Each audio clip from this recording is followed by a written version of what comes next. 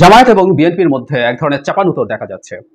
আমি এটাকে খুব প্রত্যাশিত ব্যাপার বলে মনে করি। এর অনেকগুলো কারণ আছে এবং আমি ধারণা করি ভবিষ্যতে এই চাপানুতর আরো বাড়বে, এমনকি সেটা ঝগড়া বিবাদেও পরিণত হতে পারে।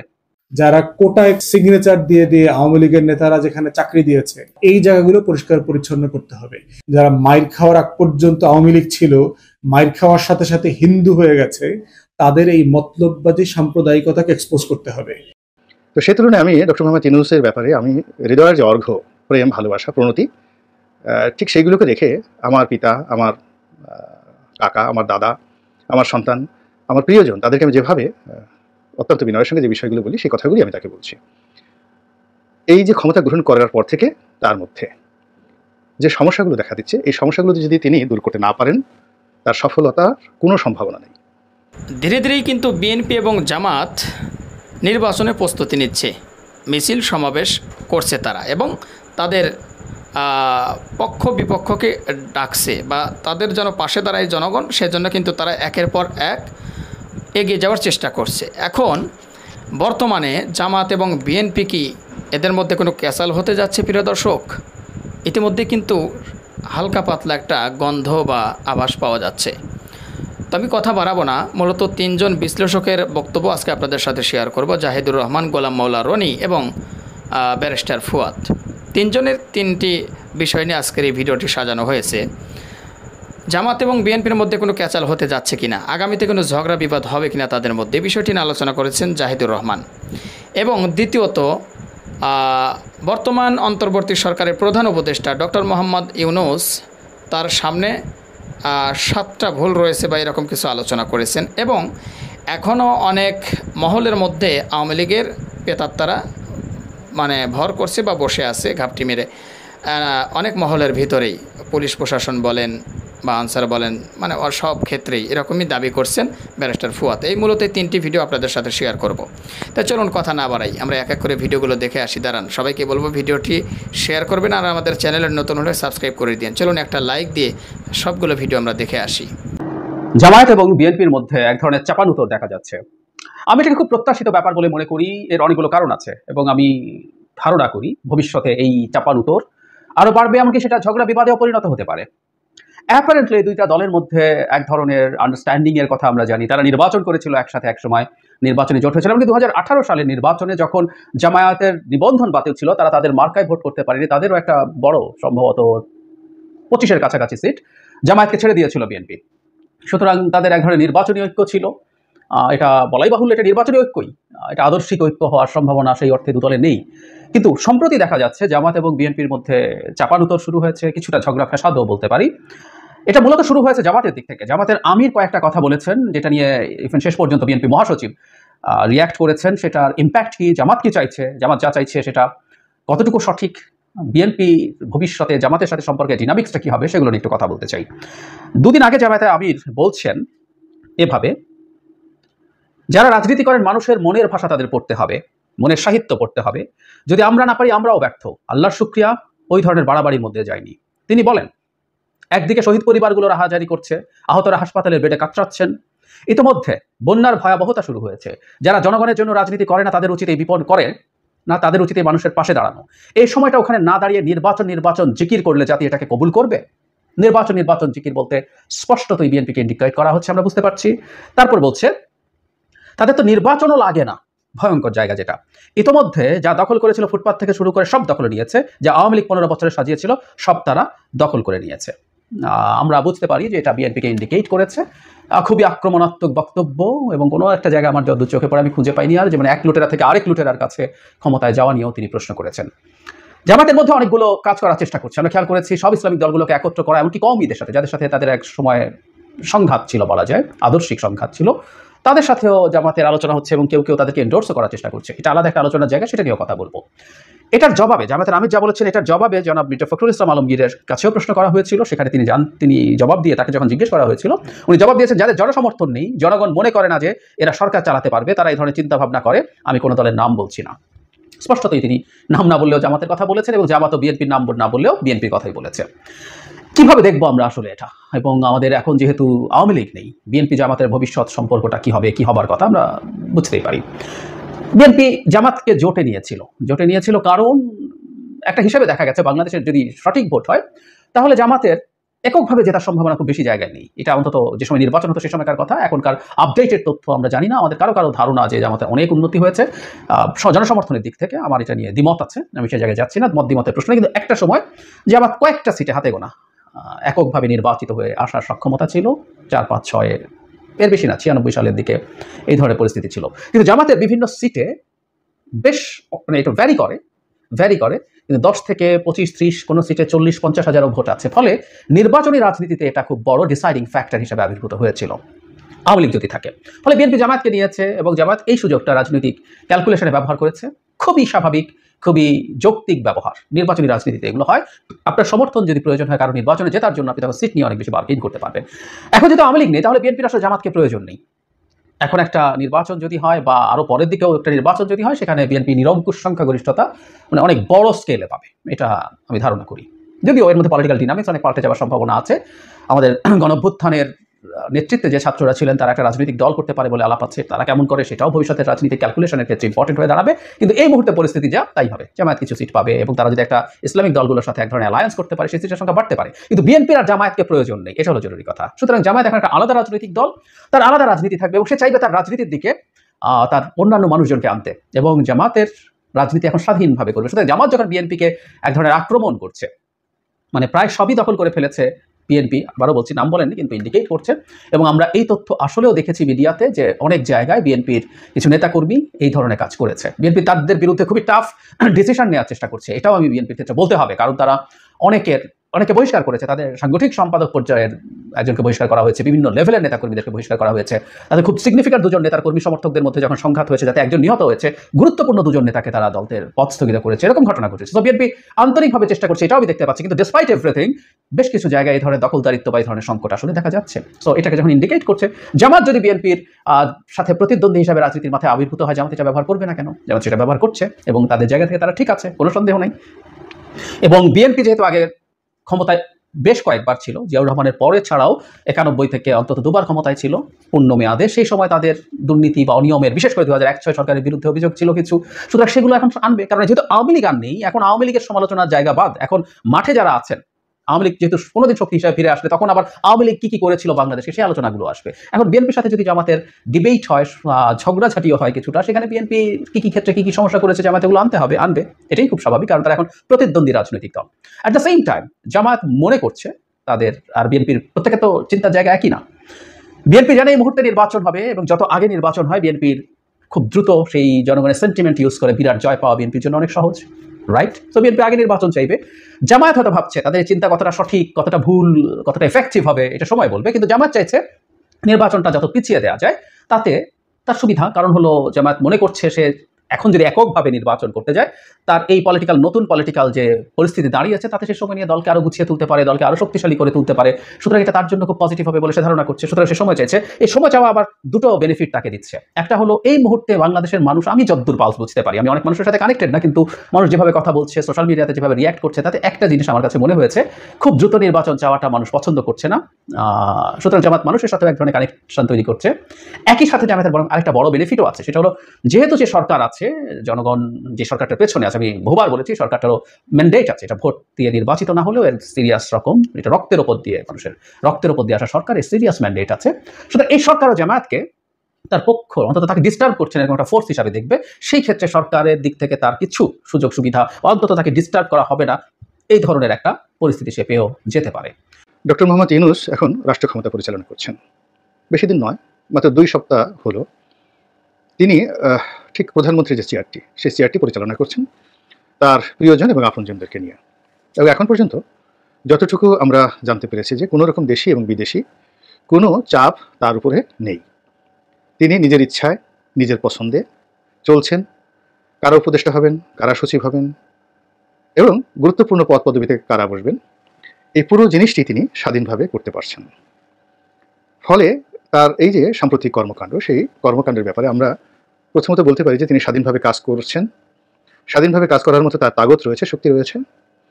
এবং আগামী দিনগুলোতে যদি তার এই কর্মের ফলে দেশের উন্নয়ন ঘটে, সংস্কার হয়, ব্যাপক পরিবর্তন হয়, বহির্বিশ্বে আমাদের মান মর্যাদা বৃদ্ধি পায়, তাহলে তাকে নিয়ে যে মিথ ছিল মানুষের মনে, তিনি জ্ঞানী, গুণী, বিশ্ববিখ্যাত ব্যক্তি, তিনি সব পারেন এবং তাকে ওন করা আমাদের জন্য গৌরবের বিষয়। এরকম প্রচার এবং প্রোপাগান্ডা আমরা যারা চালিয়েছিলাম, আমাদের খুশির সীমা পরিসীমা থাকবে না। কিন্তু তিনি যদি ব্যর্থ হন, তাহলে এই যে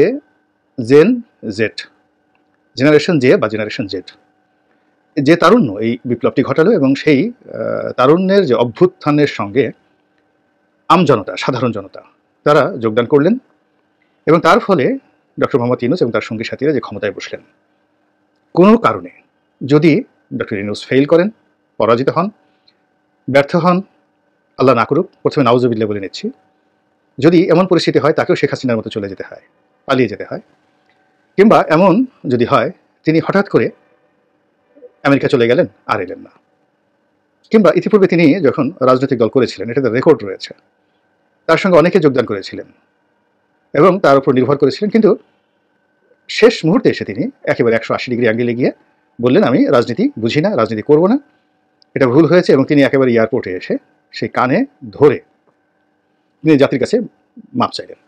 এই ঘটনা যখন ঘটেছিল সে আজ থেকে 15 বছর আগে, তারও আগে 16 বছর আগে, তখন তার তারুণ্য ছিল, বয়স ছিল, তাগদ ছিল, এখন তিনি বয়সের ভারে নুজু, কাজেই আগের মতো তার তারুণ্য নেই, শারীরিক শক্তি নেই, মনোবল নেই, কিন্তু মেধা যোগ্যতা হয়তো আগের চেয়ে বেশি আছে, অভিজ্ঞতা আগের চেয়ে বেশি আছে। তো এই কারণে তার সফলতার কোনো বিকল্প নেই আমাদের জন্য।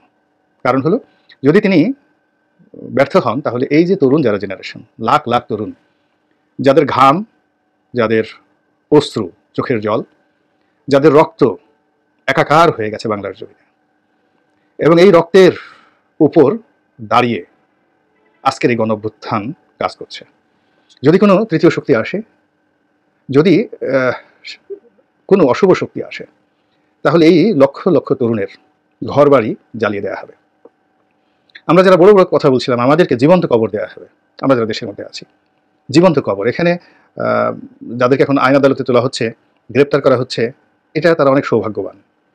কিন্তু আগামীতে যদি আমরা পরাজিত হই, আমরা এই সুযোগটা পাবো না। আমাদেরকে একেবারে জীবন্ত ভস্য করা হবে, চিতায় ফেলে আমাদেরকে জ্বালিয়ে দেওয়া হবে, অনেককে একেবারে জীবন্ত পুঁতে ফেলা হবে, এবং আমাদের বাড়িঘর এমনভাবে মিশিয়ে দেওয়া হবে মনে হবে এখানে কোনো বাড়িঘর ছিলই না। কাজেই ডক্টর ইউনূস কোনো একক ব্যক্তি নন, তার ইচ্ছার সঙ্গে আমাদের জীবন জড়িত, তার সফলতার সঙ্গে আমাদের বেঁচে থাকার যে আকাঙ্ক্ষা, সুখ, শান্তি এবং সমৃদ্ধি জড়িত। কাজেই তাকে তেল মারা যাবে না, পুতুপুতু করা যাবে না তাকে নিয়ে। তাকে প্রতি মুহূর্তে সচেতন রাখার জন্য অত্যন্ত বিনয়ের সঙ্গে, যাতে তার মনে কষ্ট না লাগে, এইভাবে কিছু কথা বলতে হবে। আমি শুরু করেছি, অনেকেই শুরু করেছেন, আমি চেষ্টা করছি যেন কোনো অবস্থাতেই এই প্রবীণ মানুষটি, সম্মানিত মানুষটি আমার দ্বারা আঘাতপ্রাপ্ত না হন। কিন্তু আমি অতীতে শেখ হাসিনাকে নিয়ে অনেক নির্দয় সমালোচনা করেছি, সে 2009 সন থেকেই। আপনারা যারা নিয়মিত আমার টকশো দেখেন, ভিডিও দেখেন, লেখালেখি পড়েন, তারা হয়তো জানেন। তো সে তুলনায় আমি ডক্টর মোহাম্মদ ইউনূসের ব্যাপারে আমি হৃদয়ের যে অর্ঘ্য, প্রেম, ভালোবাসা, প্রণতি, ঠিক সেইগুলোকে রেখে আমার পিতা, আমার কাকা, আমার দাদা, আমার সন্তান, আমার প্রিয়জন, তাদেরকে আমি যেভাবে অত্যন্ত বিনয়ের সঙ্গে যে বিষয়গুলো বলি, সেই কথাগুলি আমি তাকে বলছি।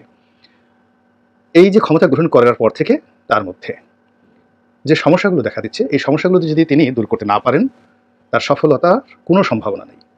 তিনি বিপুল গৌরবে পরাজিত হবেন। এক এক করে বলছি। তার প্রথম সমস্যা হলো, তার মধ্যে সুলতান ফিরোজ শাহ তুগলক সিনড্রোম দেখা দিচ্ছে।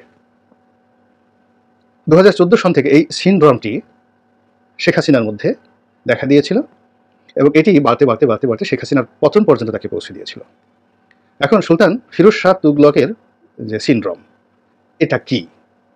যেহেতু তিনি পণ্ডিত ব্যক্তি, তার আশেপাশে অনেক পণ্ডিত ব্যক্তি রয়েছেন, কাজে এটা বলতে গেলে এই ভিডিওতে অ্যাটলিস্ট 30 থেকে 35 মিনিট সময় লাগবে। আমি শুধুমাত্র ইঙ্গিত দিয়ে দিলাম যে দিল্লিতে সুলতান মুহাম্মদ বিন তুগলকের পর যিনি দিল্লির সিংহাসনে বসেছিলেন নবাবদা, এবং দীর্ঘ সময় তিনি ক্ষমতাতে ছিলেন, তার মধ্যে একটা দুর্বলতা ছিল। রাষ্ট্রবিজ্ঞান এবং রাজনীতির ভাষায় এটাকে ফিরোজ শাহ তুগলক সিনড্রোম বলা হয়। এবং ওই সমসাময়িক যে কজন ঐতিহাসিক ছিলেন, ফিরিস্তা, তারপরে মিনহাজুর সিরাজ, তারা সবাই স্পষ্টভাবে এই বিষয়গুলো লিখে গিয়েছেন, এবং রাজনীতির অনেক বইতে এই সিনড্রোম সম্পর্কে, এমনকি অপরাধ বিজ্ঞানের বইতেও এই সিনড্রোম সম্পর্কে বিস্তারিত বিবরণ রয়েছে। ডক্টর ইউনূস এবং তার যেহেতু একটা গবেষণা সেল রয়েছে এবং অনেক বিজ্ঞ ব্যক্তি রয়েছেন, এই বিষয়গুলো উপস্থাপন করে তার কাছে যদি দেয়া হয়, তৈরি করে দেওয়া হয়, এবং তিনি যদি এই সিনড্রোম থেকে মুক্ত হন, আশা করি তিনি অনেক ভালো করতে পারবেন। তার 2 নম্বর যে সমস্যা, তিনি মন এবং মানসিকতায় চট্টগ্রামের বাইরে যেতে পারছেন না এবং গ্রামীণ ব্যাংকের বাইরে যেতে পারছেন না। এবং তিনি যেভাবে গ্রামীণ ব্যাংক চালিয়েছেন, তার প্রতিষ্ঠানগুলো চালিয়েছেন, এবং চট্টগ্রামের যে অঞ্চল থেকে এসেছেন, এই আঞ্চলিকতা এই অল্প সময়ের মধ্যে তার উপর যেভাবে ভর করেছে, এটি কোনো অবস্থাতেই তার জন্য শুভ পরিণয় বা পরিণতি বয়ে আনবে না। এটা থেকে তাকে বের হতে হবে, তাকে সার্বজনীন হতে হবে। কেন গ্রামীণ ব্যাংকের নূরজাহান বেগমকে তার লাগবে? এগুলো নিয়ে কথা হচ্ছে। কেন লামিয়াকে তার লাগবে? একেবারে সিনিয়র সচিব পদে লামিয়াকে প্রমোশন দিয়ে তার পাশে বসাতে হবে কেন? সিভিল সার্ভিসে, মিলিটারি সার্ভিসে, তারপর অন্যান্য জায়গা থেকে লোক নেই, কেন এই জায়গাগুলোতে লাগবে? এগুলো নিয়ে খুবই নেতিবাচক কথাবার্তা হচ্ছে। উনি বয়স্ক মানুষ, সব কথা তার সামনে কেউ বলতে পারে না, কিন্তু এই জিনিসগুলো ঘটছে। এবং বিশেষ করে যেখানে পুরুষের সাথে নারী আছে, নারীর সঙ্গে পুরুষ আছে, বিশেষ করে রাষ্ট্র ক্ষমতা যারা পরিচালনা করেন, তাদেরকে এই ব্যাপারে খুবই সতর্ক হতে হয়। বা হারুন আর রশিদের মতো মানুষ, তিনি যে বিপদে পড়েছিলেন শুধুমাত্র একজন রমণীর কারণে, যুদ্ধ হয়ে গিয়েছিল, এই জিনিসগুলো জানতে হবে। একজন রমণীর কারণে সম্রাট জাহাঙ্গীর, সম্রাট আকবরের মধ্যে, পিতা পুত্রের মধ্যে যুদ্ধ হয়ে গিয়েছিল। এরপর একটার পর একটা তার জীবনে অনেক নারী এসেছে, বাদশাহ জাহাঙ্গীরের জীবনে, এবং সবগুলো নারীর জন্যই অসংখ্য খুন খারাপি হয়েছে, বদনামি হয়েছে, সমস্যা হয়েছে। এবং সম্রাট আকবরের জীবনেও ঠিক একই সমস্যা। এখন রাষ্ট্র চালাবেন, ভালো কথা, সব মিলিয়ে আপনি আপনার মতো করে নর্মাল ওয়েতে রাষ্ট্রের একটা যে প্রোটোকল আছে, সেই প্রোটোকলের মধ্যে আপনি অনেক কিছু করতে পারেন। এটা দয়া করে তিনি যদি দেখেন যে গ্রামীণ ব্যাংকের মতো করে, গ্রামীণ ফোনের মতো করে, কোনো প্রাইভেট বা কর্পোরেট হাউসের মতো করে আসলে পাবলিক অফিসগুলো কখনোই চলে না। আর যিনি নেতা হবেন, 18 কোটি মানুষের নেতা হবেন, তিনি চট্টগ্রামের জোবরা গ্রামের বাসিন্দা হিসেবে তার মন মস্তিষ্ক সেই দিকে মোতবাজ্য করে রাখলে এই জিনিসটি হবে না। তারপরে যে বিষয়টি, সেটা হলো তার মধ্যে এখনো পর্যন্ত প্রো পিউপিল, সাধারণ আম জনতার সঙ্গে তার যে ইন্টারাকশন, এটা স্বাভাবিক নয়। যেমন তিনি খুব আবেগের বশবর্তী হয়ে শহীদ সাইদের বাড়িতে গেছেন, সেখানে যে কথাগুলো বলেছেন, সেখানে কান্না করার চেষ্টা করেছেন। তার পিছনে দাঁড়িয়ে জনৈক ছাত্র নেতা বা সমন্বয়ক, তিনি চোখ পিটপিট করে বারবার চোখের পানি বের করার চেষ্টা করেছেন। এই দৃশ্যগুলো আসছে। আমি মনে করি যে এই কাজগুলো তার আর করা উচিত হয় না। এর কারণ প্রো পিউপিল, জনগণের জন্য যদি আপনাকে কাজ করতে হয়, তাহলে জনগণের সঙ্গে ইন্টারাকশন থাকতে হবে, তাদের সুখ দুঃখের ভাগিদার হতে হবে। তিনি সেটা কখনো করেননি। ফলে জনগণের জন্য অশ্রু ফেলতে একটা সংবেদনশীল হৃদয় দরকার, যেটা বঙ্গবন্ধুর ছিল। আর যদি আপনি অভিনয় করতে চান, তাহলে শেখ হাসিনার মতো পাক্কা অভিনেত্রী না হলে অভিনয় না করাও ভালো। কিন্তু শেষ পর্যন্ত শেখ হাসিনাও কিন্তু সব অভিনয় করতে পারেননি। তিনি লাস্টে মেট্রো রেলে গিয়ে বা অন্যান্য জায়গাতে গিয়ে যে অভিনয় করার চেষ্টা করেছেন, এটি ধরা খেয়েছেন। এটা গেল 3। 4 নম্বর হলো তার যে পররাষ্ট্রনীতি, সেই পররাষ্ট্রনীতির ক্ষেত্রে এখনো পর্যন্ত মারাত্মক দুর্বলতা আমি লক্ষ্য করছি। তিনি যাকে পররাষ্ট্র উপদেষ্টা হিসেবে মনোনয়ন দিয়েছেন, মিস্টার তৌহিদ, ইটস ওকে, কিন্তু he is not a leader. পররাষ্ট্র মন্ত্রণালয়ে অনেক যোগ্যতম ব্যক্তি আছেন যারা জ্ঞানে গুণে নেতৃত্বে তৌহিদ সাহেবের চেয়ে অনেক প্রগতিশীল। তার ভিতর দেশপ্রেম কতটুকু আছে আমার কাছে মনে হচ্ছে না। এর কারণে দেশের এই মুহূর্তে তিনি আমেরিকাতে গিয়েছেন, সিয়াটলে গিয়েছেন। কেন গিয়েছেন? তার কন্যার সন্তান হবে। তো তার কন্যার সন্তান হবে, এই জন্য তিনি সেখানে গিয়েছেন। এই রাষ্ট্রের এই গুরুত্বপূর্ণ অবস্থায় পুরো মন্ত্রণালয়কে ফেলে দিয়ে চলে গেছেন। কাজে এরকম একজন লোককে তিনি সঙ্গী হিসেবে নিয়েছেন, যিনি হামিম অর্থাৎ বিপদের বন্ধু নন। যদি তিনি ডক্টর ইউনূসের কাছে বিস্তারিত বলে বিদায় নিয়ে থাকেন, তাহলে ডক্টর ইউনূসের এই মুহূর্তে এই যে পররাষ্ট্র মন্ত্রণালয়ের যে কর্মকাণ্ড, তার দায়িত্ব এবং কর্তব্য, এই সম্পর্কে তার কোনো ধারণাই নেই। তার ছুটি দেওয়া ঠিক হয়নি। আর যদি তাকে না বলে উনি ওনার মতো করে গিয়ে থাকেন, তাহলে তার ব্যাপারে ব্যবস্থা নেওয়া খুবই জরুরি। 4 নম্বর গেল।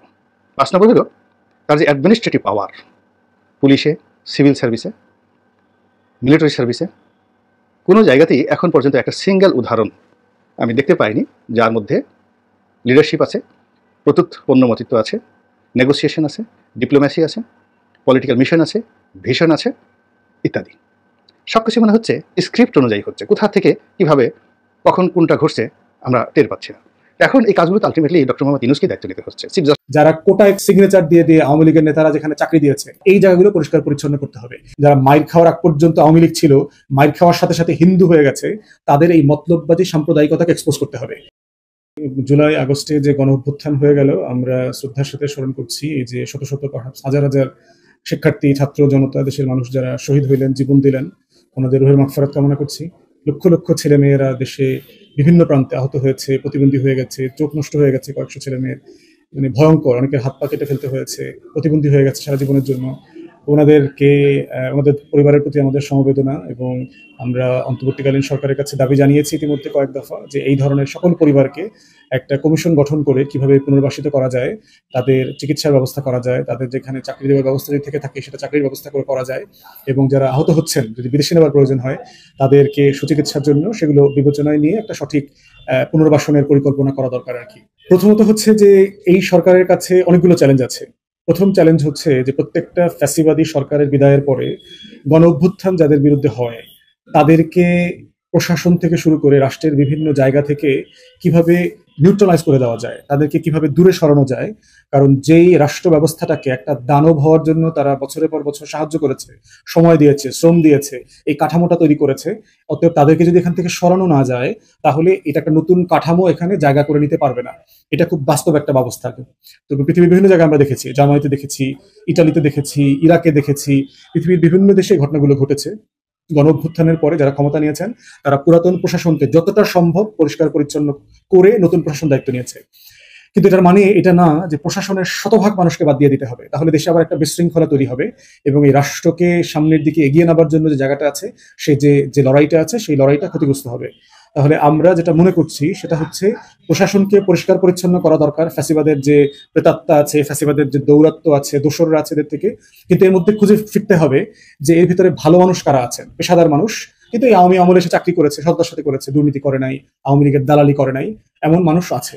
যেমন ধরেন আমরা বিভিন্ন জায়গা থেকে যে খবর পেয়েছি যে আমাদের যে 84-85 জন সচিব আছে বর্তমান সরকারের, এইটার ভিতরে ধরেন প্রায় 15-20 জন আছে হচ্ছে চুক্তিভিত্তিক। এই চুক্তিভিত্তিক সচিবদের বাইরে যে সংখ্যাটা আছে সেই সংখ্যাটা হচ্ছে ধরেন প্রায় 65-র মতো। তো এই 65 জনের ভিতরে আমরা খোঁজখবর নিয়ে দেখলাম 14-15 জন সচিব আছেন যারা খুবই পেশাদার, খুবই যোগ্য মানুষ, সৎ মানুষ, আমলা, এবং তাদের গায়ে ফ্যাসিবাদের কোনো ময়লা লাগে নাই। তাহলে আমাকে খুঁজে বের করতে হচ্ছে যে এই 14-15 জন মানুষকে আমি রাষ্ট্রের জন্য কিভাবে কাজে লাগাবো। ঠিক একইভাবে পুলিশ বাহিনীতেও আছে, প্রত্যেকটা বাহিনীতে এবং সচিবালয়ে আছে প্রচুর ওএসডি অফিসার আছে যাদেরকে আপনার এই সরকার কোনো কারণ ছাড়া, কোনো যৌক্তিকতা ছাড়া তাদেরকে চাকরি থেকে সাসপেন্ড করে রেখেছে, কোনো দায় দায়িত্ব নাই, শুধু বেতন পেয়েছে।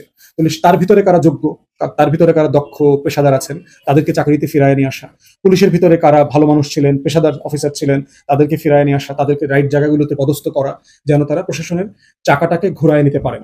তো আমাদের এই অন্তর্বর্তীকালীন সরকারের প্রথম চ্যালেঞ্জ হচ্ছে যে এই সরকারটাকে স্থিতিশীল করা, এবং স্থিতিশীল করবার যে চাকা, এই চাকাটা হচ্ছে প্রশাসন, সচিবালয়, পুলিশ, সামরিক বাহিনী। সামরিক বাহিনীতে একই অবস্থা আছে, বিভিন্ন জায়গায় দেখলাম সামান্য কিছু রদবদল হয়েছে, কিন্তু গত 15-16 বছর থেকে যারা মানবাধিকার লঙ্ঘন করেছে, গুম খুন করেছে, বিভিন্নভাবে অত্যাচার নির্যাতন করেছে, সাম্প্রতিককালে জুলাই আগস্টে যারা গোলাগুলির সাথে গণ অভ্যুত্থানে আন্দোলনকারীদের উপর গুলি চালিয়েছে অথবা গুলির হুকুম দিয়েছে, এমন অনেক অফিসাররা বহাল তবিয়তে আছেন। এই সকল অফিসার থেকে সামরিক বাহিনী, সশস্ত্র বাহিনীকে মুক্ত করতে হবে। গোয়েন্দা সংস্থাগুলোতে দেখলাম যে 1 নম্বর পদে কিছু রদবদল হয়েছে, কিন্তু নিচের দিকে সেই আওয়ামী আমলের যে প্রশাসন আছে, সেই ছাত্রলীগের ক্যাডাররা যারা আছে, যারা কোটায় মানে সিগনেচার দিয়ে দিয়ে আওয়ামী লীগের নেতারা যেখানে চাকরি দিয়েছে, এনএসআইতে শত শত লোক আছে এরকম, এই জায়গাগুলো পরিষ্কার পরিচ্ছন্ন করতে হবে। যদি পরিষ্কার পরিচ্ছন্ন করা না যায় এই সরকার শান্তি মতো কাজ করতে পারবে না। দ্বিতীয় চ্যালেঞ্জ আমরা ইতিমধ্যে দেখলাম, সেটা হচ্ছে সংখ্যালঘুদের ব্যানারে আওয়ামী লীগ নতুন করে আবার সংগঠিত হবার চেষ্টা করছে, এবং দেশে বিদেশে ভারতের গণমাধ্যমে এবং ভারতীয়রা বিভিন্ন ফেক আইডি দিয়ে প্রচুর মাত্রায় ফেক ইনফরমেশন, ডিসইনফরমেশন, মিসইনফরমেশন ছড়াচ্ছে, যেগুলোর মধ্য দিয়ে সারা পৃথিবীকে বলার চেষ্টা করা হচ্ছে যে বাংলাদেশে সংখ্যালঘুরা খুব খারাপ অবস্থায় আছে, অত্যাচার নির্যাতনের শিকার হচ্ছে এবং তাদের কোনো অধিকার নাই। তো দ্বিতীয় চ্যালেঞ্জ হচ্ছে এই যে সংখ্যালঘু কার্ড খেলতেছে দিল্লি এবং বাংলাদেশের হিন্দুত্ববাদী কিছু সংগঠনগুলো, ভারতের হিন্দুত্ববাদী সংগঠনগুলো, আরএসএস, বিজেপি থেকে শুরু করে যারা, তাদের কাউন্টার প্রপাগান্ডা করা দরকার। বাংলাদেশের হিন্দু নেতাদেরও একটা দায়িত্ব আছে, হিন্দু সম্প্রদায়ের, যে তারা আওয়ামী লীগের দালালি যারা করেছে, আওয়ামী লীগের সাথে মিলে মিশে যারা এই লুটপাটের ভাগিদার ছিল, যারা মাইর খাওয়ার আগ পর্যন্ত আওয়ামী লীগ ছিল, মাইর খাওয়ার সাথে সাথে হিন্দু হয়ে গেছে, তাদের এই মতলববাদী সাম্প্রদায়িকতাকে এক্সপোজ করতে হবে। প্রিয় দর্শক শ্রোতা, সবগুলো ভিডিওই আপনারা দেখলেন। আশা করি 3 জনের বক্তব্য শোনার পরে আপনাদের ধারণা এসেছে কিছু বলার। তো সেই কথাটাই এখন আপনারা এই ভিডিওর কমেন্ট বক্সে আপনাদের ধারণাটা বলে দিন, বা আপনাদের মন্তব্যটা এই ভিডিওর কমেন্ট বক্সে লিখে দিন। আর যদি মন চায় ভিডিওটি শেয়ার করে দিন। আর আমাদের এই চ্যানেলে প্রতিনিয়ত এই ধরনের সকল প্রকার নিত্য নতুন আপডেটগুলো যদি আপনারা জানতে চান, তাহলে আশা করি আমাদের এই চ্যানেলটি সাবস্ক্রাইব করে দিবেন। অনেকেই সাবস্ক্রাইব করে দিয়েছেন, আর যারা এখন পর্যন্ত করেননি আশা করি করবেন। যদি ভালো লাগে করবেন, না লাগলে করার দরকার নেই। তো ভালো থাকবেন সবাই। ভিডিওটি ছিল এ পর্যন্ত, আবারও দেখা হবে, কথা হবে নতুন কোনো টপিক, নতুন কোনো ভিডিও নিয়ে। সে পর্যন্ত সকলে ভালো থাকবেন, সুস্থ থাকবেন। আজকের মতো এ পর্যন্তই। আল্লাহ হাফেজ।